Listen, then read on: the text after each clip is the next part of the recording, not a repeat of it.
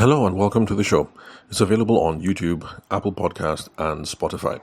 I'm your host, Tavishima Ayede. Today is going to be a noisy episode because it's a weekend and everybody's home, so expect to hear some interruptions in the background. And if you'd love to connect and explore opportunities with me, then call me on 080-6466-2140, or you can WhatsApp me on the same number. The country code is +234 for those of you who are not Nigerian. Then for social media, connect with me on LinkedIn because that's where I spend most of my days. Well, most of my time anyway, on social media. Then the question that we're going to look at today is what content and resources that your sales team or your employees need to succeed. Now, since I spend most of my time here talking to people in the SME space, small and medium scale or micro, not micro, is it micro or nano? Sorry, I can't remember, so many terms. I'm going to use the words sales team or employees interchangeably because when you're an SME, essentially everybody is doing sales. I was chatting with one of my classmates. This was a while ago anyway. So she started work with a company that does chemicals. They work with petrochemicals. You distill some of the petrochemicals and then you use the what's it called? When you distill something, the byproduct, you use the byproduct to now create other kinds of things, not just plastics, but some things that you can use in pharmaceuticals. And what she was doing was she was handling, I think, human resources. And, we're having a chat about how she is, making the switch. That's for those of us who studied law and then now you're in human resources. And at some point she was like, look, essentially what she's doing is sales. I'm like, how? How do you mean? And she's like, look, it's a small company, so everybody has to sell. Because even though she carries the human resources badge, the thing is, if not everybody in the business is selling, then the business doesn't make money, and then salary is not guaranteed, and the business goes under. So for most of us who are small and medium scale business people, you will find that your employees have to sell. So you don't just have a sales team, but most of your employees have to end up selling anyway. Now, sorry, forgive me. It's Hamatan here, so this cold is really coming on strong. Although, to be honest, I spent most of last week drinking very cold stuff. That's just me being irresponsible. Where was I? Okay, yes, So, I had just explained why the question was relevant to most of us over here, because if you're in the SME space, then whether you have employees or a dedicated sales team, everybody has to sell. Now, the philosophy behind this question, what content and resources do your sales team need to be successful? The philosophy behind it is what people in the industry call sales enablement. Now, sales enablement basically just means giving your employees or giving your sales team the resources that they need to sell effectively. Because it's not enough to gather a bunch of people and put them in the room and then say, go ye forth and sell. That's not how it works. Yes, you gather people together, you say, go ye forth and sell, bring in the profits. But then there are certain resources that they need to sell effectively. And so this whole thing about sales enablement, folks in this space, we've been thinking of the kind of training that your employees need, the kind of materials that your employees need, and the kind of technology that your employees need as well. So I'm sure we can talk about it in wider terms, but for now, let's keep it that simple. There's training, there's material, and there's technology. So you don't just gather people into a room and say, go ye forth and sell. Like my friend who is now working in a company that deals with some petrochemical stuff. You don't just gather everybody and say, go ye forth and sell. Salespeople, go and sell. Human resources people, go and sell. Accounting people, go and sell. You need to equip them with training, material, and technology. So first off, when it comes to training, the one that everybody starts with is product training. And that one is absolutely necessary because, like Brian Tracy says, it's the beginning of selling effectively. Because if you don't know what the hell the product is, then how are you going to sell it? Now, you heard that I was trying to describe what it is that my friend does in this human resources firm, and it sounded kind of sloppy, but maybe you got the idea. And that is because, at the end of the day, I don't have a good understanding of what it is that they do. I know that there's petrochemicals involved, and I know that you distill the petrochemicals to get other things, and those other things you can now use it in pharmaceuticals and you can use it in plastics. That's the most that I know, but that's probably not enough to go out and sell it. So, product training, you need to sit your people down. Oh, sorry, one moment. I have to go and clear my throat. Okay, sorry about that. I'm back. I'm trying to make sure that I don't, do the sniffles and the coughing into the microphone too much before I lose subscribers. Where were we? Yes, I was talking about how product training is absolutely essential. So when you gather everybody into the room, before you say go ye forth and sell, the first thing you need to do is you need to teach everybody this is what we do. This is what we produce. This is how the product works. All these sorts of things. Product knowledge, absolutely important. Because if you send somebody out into the field and they have no product training, even though the person looks right, sounds right, dresses right, the moment the customer asks one question and you can't answer and you begin to fumble, that is how you start losing the sale, especially for people who are in these sorts of technical spaces. So if what you do is you produce diapers, then I guess you don't really need in-depth product training per se. But you find that for most of us, even if what we sell is beauty or skincare products, we actually do need product training. Because it's not enough to say if you use this, all your pimples will go away. Nowadays, parents, let's say you're selling for kids, parents are more, They're more informed. So, of course, a mom will ask you, like, okay, does this thing contain sunscreen? You need to be able to answer if it contains sunscreen. And if the answer is yes, it contains sunscreen, and the mom asks you, okay, is it SPV 45 or SPV 60, whatever, you need to know that there's a difference, why that difference is important, and what exactly is contained in this cream for children that you're selling. So we all need product training. Then there's also a certain level of industry training that people need to know about. You need to know what's going on in the industry, what are the trends, who are the competitors, stuff like that, so that people can have a sophisticated discussion the next time they're with your customers. Because you know how sales can be now. You come in, you're trying to sell something, but then sometimes the conversation goes off track and there's plenty of chit chat, small talk. Your people need to be able to handle themselves. So they need to be abreast about what the industry is. And so back when I was in the financial product space, in the insurance space, that's something that really came in handy. Because if you're talking to your customer and your customer doesn't like your product and then they say, but XYZ Insurance does this, you need to be able to have the knowledge and the competence to say, oh yes, XYZ Insurance does this, but this product is actually better suited for this, that, and doesn't apply in your situation because here is how. And then you have that discussion, and then you're able to show the customer how the particular product that you're trying to sell to them, particular insurance product or the particular financial product, how it is best suited for them. So industry training, you need to, your sales team, your employees, they need to know what's up.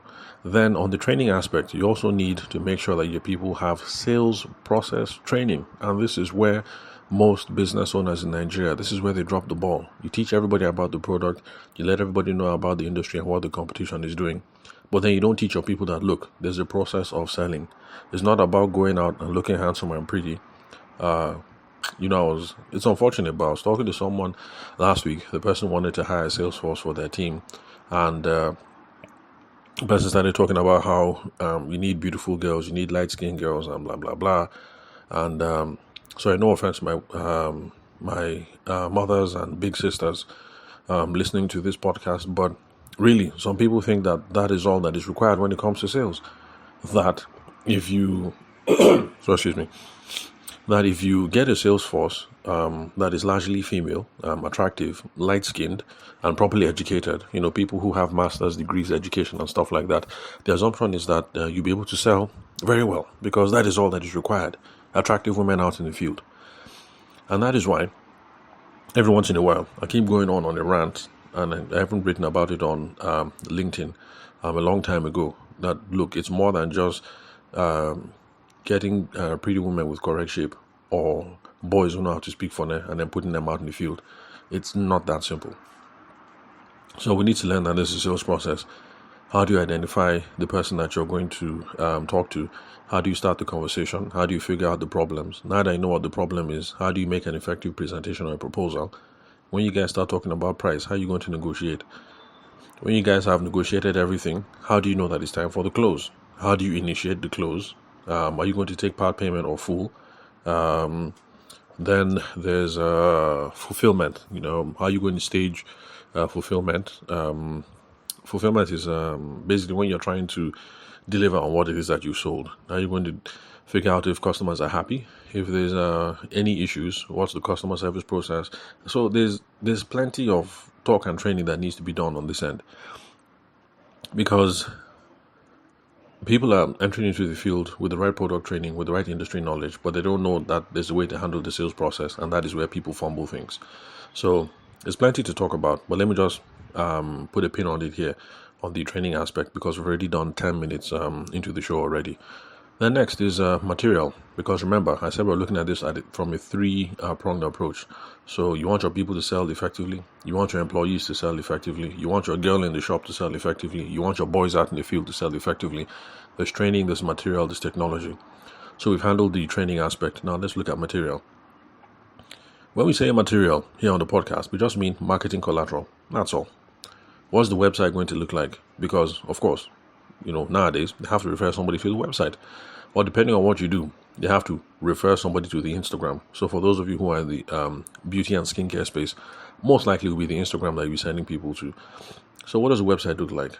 What does the Instagram look like? What do the other online resources look like? Then if we're sending people out with flyers, right now, flyers and brochures, those ones are really raining now in Abuja. For people who are selling real estate development projects, a lot of them are in traffic now, carrying their flyers and their brochures and stuff like that. I'm not saying that that's what you should do. I'm just telling you guys that in Abuja, that's what's raining for now, as at the time of making this podcast. So I have no idea about what's going on in the East or what's going on in Lag.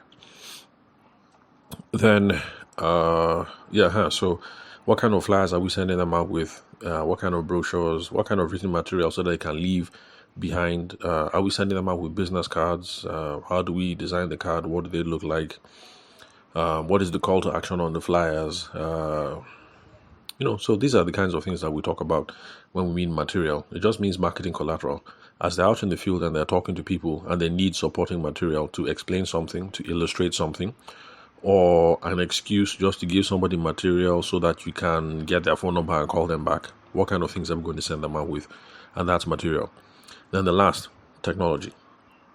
Also something that people ignore. Technology doesn't have to be high-tech. A diary, that's also technology. I've spoken about how starting off in the legal space years ago, close to 2 decades ago, how back then, this is how we used to run things back then. Every single lawyer, from the baby lawyer up to the most experienced lawyer, everybody has their own diary. And in the diary, you put everything there. When you're supposed to see a client, when the matter comes up in court, what the ruling was, when were things adjourned to. Everybody had their own diary. Then the firm itself, the law firm, the law office itself also had like a master diary where all the extra information will be entered into. So the person who is the, please, by the way, I have not been in law for a very long time, so I'm not sure if this is how law firms still work. So I'm telling you what used to happen, but I don't know about now. I'm sure things have changed. So there will be somebody then who used to be called head of practice. I don't know if they still have head of practice in law firms. So head of practice now is the person who will be responsible for making sure that if the 15 junior lawyers went out on 15 separate matters and came back, all the information that was gotten about the particular cases and we have in their diaries, we have to make sure that the main office file is updated. And we also have to make sure that the main office diary is updated as well, so that anybody can go to the main master diary or the main file with the client's name and open it, and you'll be able to know that, okay, for this particular client, this is how the matter started, this is where we're at, and this is what we have to do next on that particular matter. So you can see that technology doesn't have to be fancy. A diary also is technology. So if you tell your people, go ye forth and sell, but you're just leaving them to their own devices, leaving them to do things on their own, it's not exactly a good idea. Even if you get people, you give all of them diary, small diary, 2024 diary. Okay, right now the years are, and then 2025 diary, and then you try and Teach them simple stuff about how to use a diary, how to schedule stuff, how to record stuff. You are doing a lot to move things in your favor, rather than when you just have a meeting every Monday morning and then you tell your people, oh yeah, go ye forth and sell. Even if you give them a diary, you're helping them. Then phone, that's also good technology. Lots of people don't pay attention to this. You leave your people to sell any which way and to use their own phone.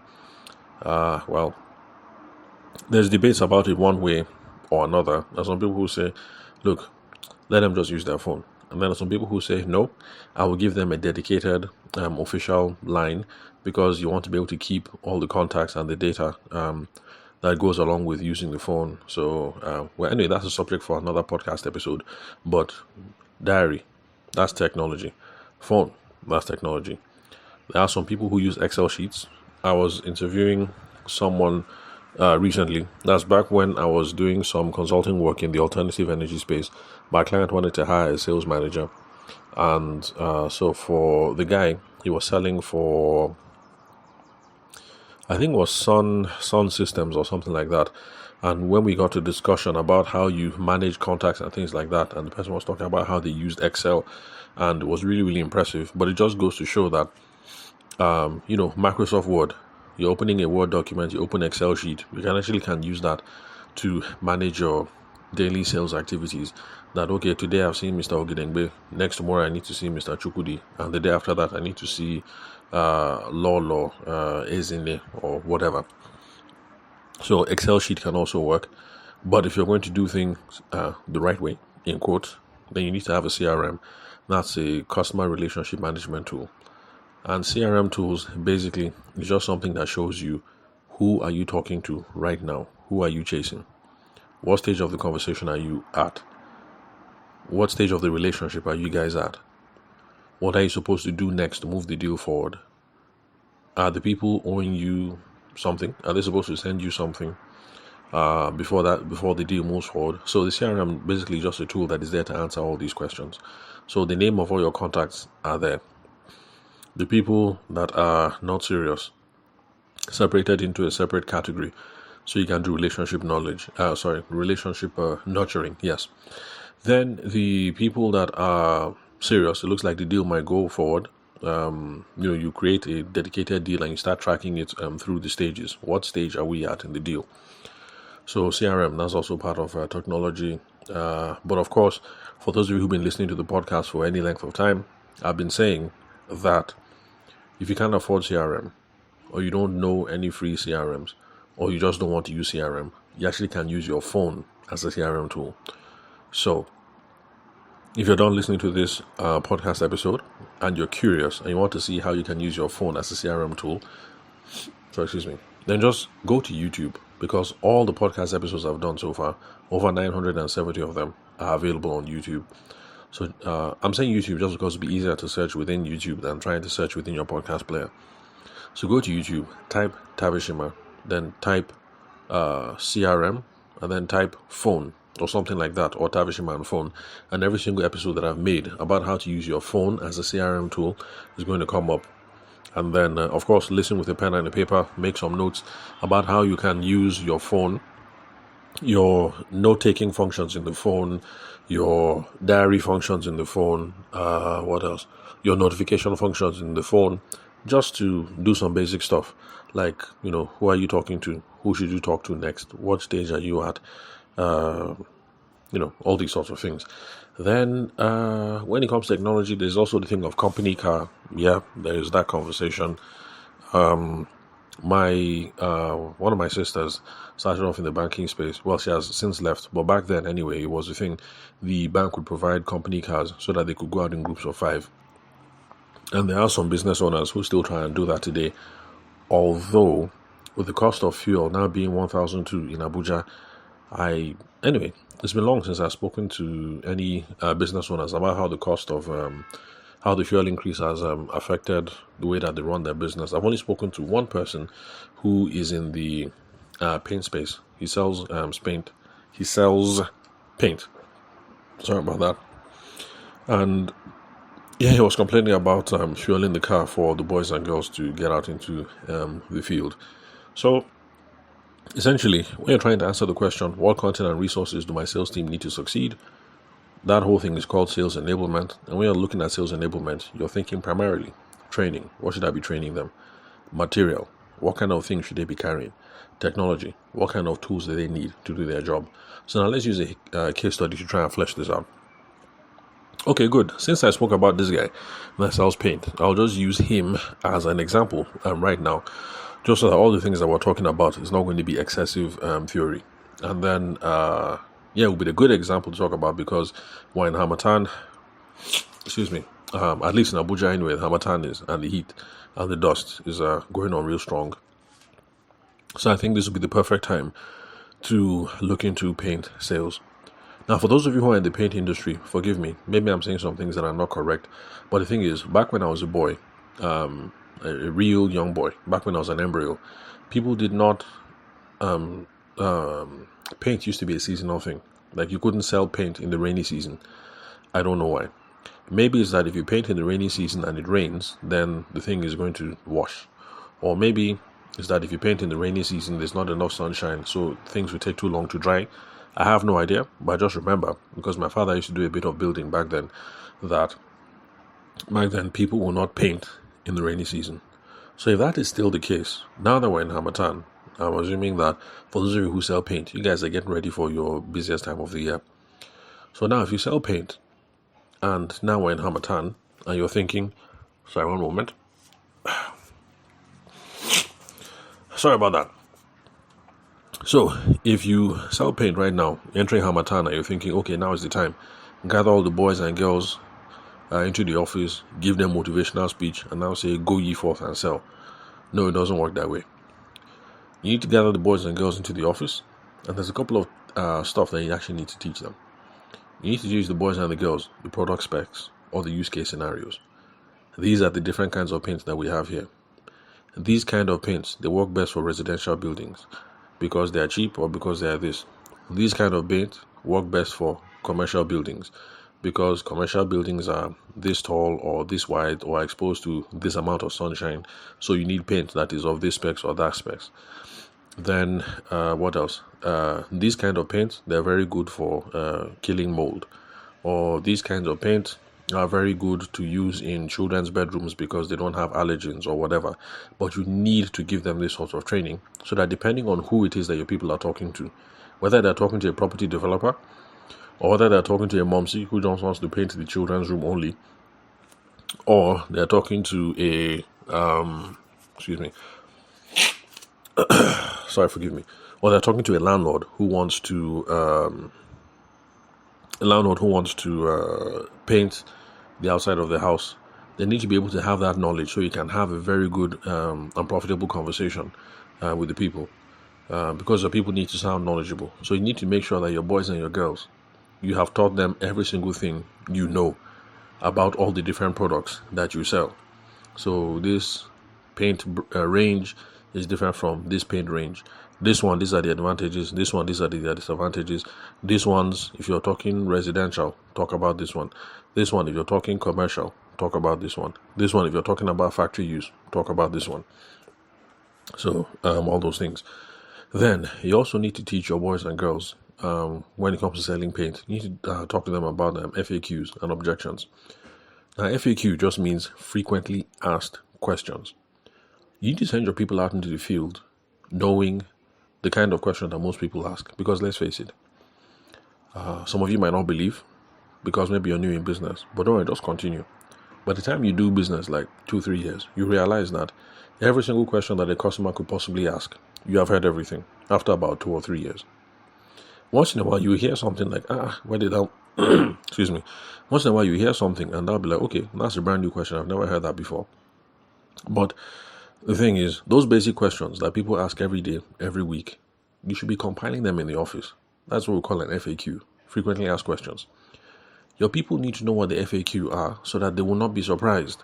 If you teach them in the office that most people say your price is too high, when they get into the field and somebody says your price is too high, they will not be confused because back in the office, you guys already had that conversation. Now look, everybody you talk to, they will say your price is too high, or they will say, what makes you more expensive than Dulux? Let's say you're selling for another company, you're not selling for Dulux. You need to have that question. Now, when somebody says, why are you more expensive than Dulux? After all, Dulux is international market leader. So you need to teach them. This is the FAQ. This is what people will say. When they say it, this is what you will say next, or this is how you will handle it. Excuse me. So those are FAQs and objections. So it's part of the things you have to talk to the boys and the girls before you tell them, go ye forth and sell paint. Then you also need to talk to them about market trends or what's going on there in the competition. So like I said, we're selling paint. You're selling a different kind. Dulux, I'm assuming that Dulux is a market leader in Nigeria. Because, back as a boy, back then, Dulux, the ones were reigning back then. Abuja, Lagos. But I don't know about now. So let me assume that Dulux is still reigning. So you teach them, you let them know what's up. Okay, when it comes to residential, these are the brands that reign. When it comes to commercial, these are the brands that lots of people try to use. These are the market trends. This is where we're trying to break in. This is where we're trying to enter this class of market. So we're trying to enter that class of market, blah, blah, blah. Those sorts of things. Then what I said about training them about sales process, you need to tell them a whole bunch of stuff from prospecting to closing. Prospecting is when you're trying to figure out who might be interested in my product or service, or who is the ideal candidate for my prospect or service. How do we identify them? How do we start toasting them? How do we start the conversation? How do we book a meeting? If we want to do demonstration, how do we run the demonstration? Can we give them samples? How many samples are we supposed to give them? When we give them samples, how do we follow up? How do we close the deal? How do we collect the money? After we have collected the money, how do we schedule delivery? How do we handle customer service conversation? We need to have all these conversations with the boys and the girls before we send them out into the field to go and sell our paint. Then, when it came to prospecting, I was talking about the ICP, or your buyer personas. This is one thing that business owners forget to stress. You don't just gather boys and girls in a room and then say, go and sell. You need to tell them, who are we supposed to be chasing? Because there's a company that I've done some small work for, and they hit the field, and I was talking to one of the people, and they sent me some videos about people that I've been talking to. And just looking at the video, in my heart of hearts, I could already tell that, look, these people that you're talking to, these are not the kind of people that have the money to buy this product that you people are selling. So, it's the kind of thing that can happen when you send your boys and girls out to sell for you, and you don't even tell them that who are you chasing. You need to tell them, we are only going after these kinds of people because of what we sell. So only talk to people that look like this, that sound like this, or are this old, or who work in this industry, or who live in this part of town. You need to tell them. If you are selling, let me see, what car is raining now? If you're selling those new Land Rover Jeeps, or those new Toyota Jeeps, those fancy ones with correct grille, the one that the grille lights up at night, has like crisscross diamond patterns, as in sweet cars. I can't wait to make some nice money so I can buy myself one of those cars, so I can start flexing on all of you. So if you're trying to sell those kind of cars, and then you come to my own neighborhood and you're trying to sell that car, you've missed road. Because people in my own part of town, what we drive is Camry. What we drive is Corolla. What we drive is Honda Accord. Maybe somebody might have Toyota Jeep, but it won't be 2024, it will be maybe 2001 version or something like that. I'm not saying we're broke. I'm just saying that you understand that, how Nigeria is. So if you're selling those kind of cars and then you're coming to my neighborhood and you're trying to sell in my own neighborhood, you've missed road. You need to be able to tell your boys and your girls that, look, because of what we sell and based on the research that we have, just focus on this kind of person, focus on these kind of jobs, focus on these kind of neighborhoods. It's just common sense. And like I keep saying it, that is the reason why people who sell pure water, that's the reason why they don't come to neighborhoods like mine. Because in neighborhoods like mine, everybody's there inside their own house, water board is running, everybody has a fridge, so nobody's buying pure water. None. That is the reason why people who sell pure water, they go to the garage, they go to the park, and they don't go there in the morning. They go in the afternoon when it's hot, and then they shout pure water. Because people who are coming out from the bus, who are hot and frustrated, need something to cool them down, and then they'll buy the pure water. So that's just the common sense. Whether you're selling pure water or you're selling expensive cars, this whole thing of ICP, very important. Who is the ideal customer? Who are the buyer personas? Where do they live? Where do they hang out? How can we find them? Real life, online, offline. How do we go to them? Really, really important. Stop telling your boys and girls, your sales teams, go ye forth and sell, but you have not told them who are we chasing.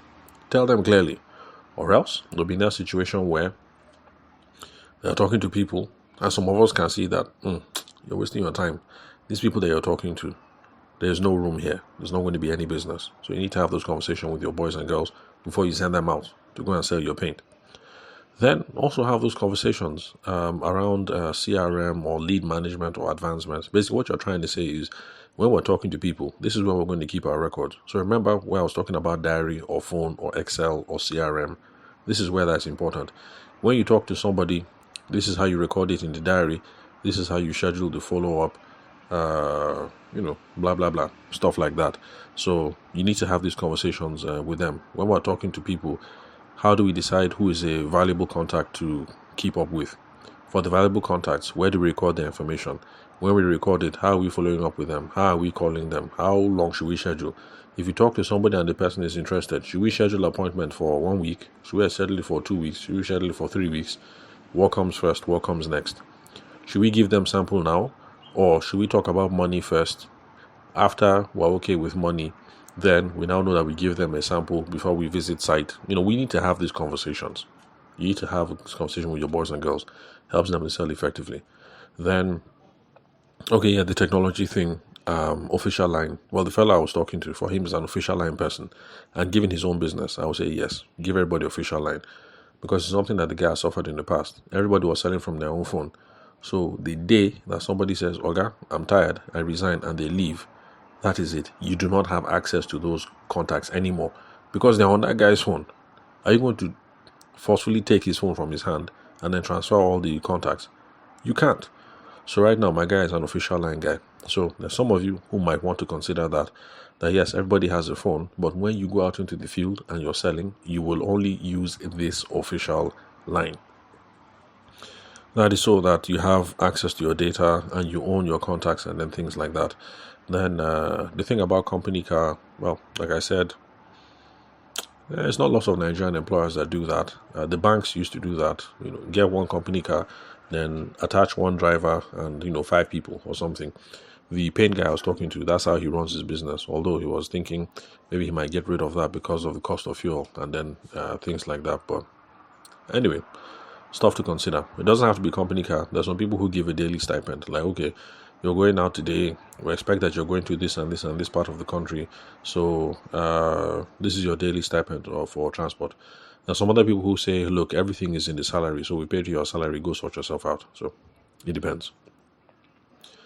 Then, this is 30 minutes. Let me just bring this to a close because we've spoken a lot. I just hope that me trying to use this case study, that's for somebody who is in the business of selling paint, whether in Abuja or Lagos or Port Harcourt, just trying to show you how to think about this thing, taken in terms of training, material, technology. What do we need to give our boys and girls who are selling for us so that they can go out and be successful? Whether you agree with some of the methods that I've spoken about or not, the summary thing that I want to pass across, what I'm hoping that you guys will take on board is this. Don't just hire salespeople or don't just hire employees. Don't just hire boys and girls, put them together in a room and then tell them, go and sell, go and bring sales. That's not how it works. There are some small conversations you need to be having with these people on a daily, on a weekly, or on a monthly. And what we've spoken about over here on this podcast, sales enablement, these are the things that we're supposed to be doing. You gather them once in a while. Training, material, technology. If you're doing this in small, you will notice that their effectiveness will begin to rise. The person that was only bringing in 1 customer a month might now start bringing in 2. The person that was bringing in 5 customers a month might now start bringing 7. Now, the difference between 2 and 7 seems small. But for those of us in the SME space, think about it this way. To go from 2 every month to 3 seems small. But the thing is, the profit margin is kind of big. Okay, let me put it this way. This is how I explained it to wedding photographers when somebody challenged me. This was years ago, about how if you are doing 3 customers in a month and you now do 4, that's not a big enough return. So this is how I explained it to them. Okay, all of us here now, we're all wedding photographers, Abby. We're doing 4 customers a month, Abby. Let's say with each person, the profits that we're making on each person's head is 100k.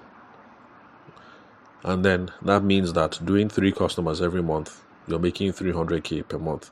So now I explained it this way. If you're able to go from 3 customers to 4, even though that seems like a small increase, actually what that means is you now have 100k extra that you didn't have last month. And if you step back and you look at it from a yearly perspective, that means that you now have an extra, what is that, 100k times 12. What is that now? Is that 1M? Is that 1.2M? I'm not sure anyway. If it's 1.2M, then yeah, good. I'm correct. I hope my math teacher is not listening. If it's not 1.2M, then do the math on your own end. Whatever figure you arrive at, that's it. So getting an extra 1 customer per month can be the difference between how much you made last year and an extra 1.2M in revenues this year. So do not despise days of little beginnings.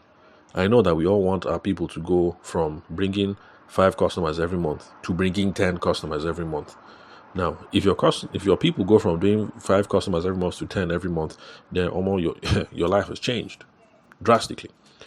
But the thing is, it actually is not bad if they go from bringing 5 customers every month to bringing 6. Then even that extra 1 customer per month, if you take that profit margin, you see that it's not bad. So summary, don't just hire people, put them in the room and say go and sell. You need to give them a couple of stuff: training, materials, technology, so they can go and sell effectively. So that's all for today. Thank you very much for your time and attention.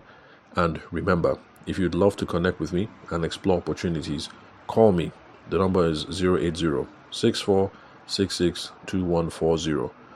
That's my WhatsApp number as well, so you can WhatsApp me. The country code is +234 for those of you who are not Nigerian.